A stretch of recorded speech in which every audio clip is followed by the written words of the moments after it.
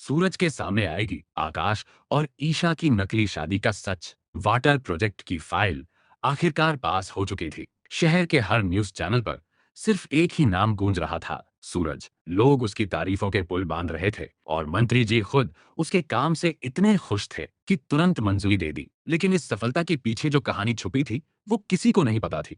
ईशा अपने घर में खड़ी थी, चेहरे पर सुकून और आंखों में खुशी। उसकी बेटी ने जो हिम्मत दिखाई थी, उसी की वजह से प्रोजेक्ट का पेनड्राइव सही समय पर सूरज तक पहुंचा था। ईशा को लग रहा था जैसे उसकी सारी मेहनत रंग लाई हो। लेकिन यह खुशी ज्यादा देर टिकने वाली नहीं थी। दरवाजा जोर से खुलता है। आकाश गुस्से से लाल, आंखों में आग लिए घर के अंदर आता है। उसके कदमों की आवाज ही बता रही थी कि अब तूफान आने वाला है।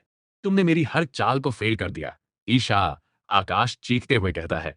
ईशा कुछ बोलने की कोशिश करती है, लेकिन आकाश उसे बीच में ही रोक देता है। उसकी बातें धीरे धीरे और जहरीली होती जाती है, यहां तक कि वह गुस्से में हाथ उठाने तक की कोशिश करता है। एक पल के लिए पूरा घर सन्न हो जाता है।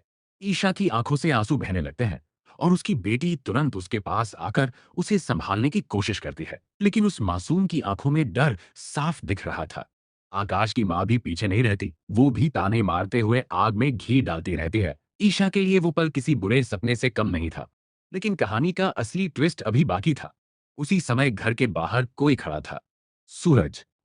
मंत्री जी के जाने के बाद वो सीधा यहाँ आया था। शायद उसे कुछ जवाब चाहिए थे, या शायद उसका दिल उसे यहाँ खींच लाया था। दरवाजे पर खड़े खड़े ही उसने अंदर की सारी बातें सुन ली थी। ईशा की सिसकियां, आकाश की चीखें और उस घर का सच। अब सूरज खुद को रोक नहीं पाया। वो दरवाजा खोलकर अंदर आता है।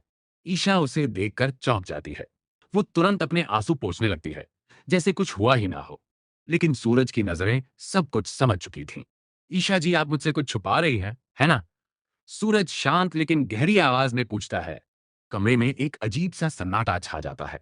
आकाश तुरंत बीच में कूद पड़ता है। सूरज, ये मेरा घर है, तुम्हारा ऑफिस नहीं। यहां ऐसे घुसने की कोई जरूरत नहीं है। ये मेरा पारिवारिक मामला है, तुम इससे दूर ही रहो। सूरज उसकी बातों को अनसुना करते हुए सिर्फ ईशा को देखता रहता है, जैसे उसके चेहरे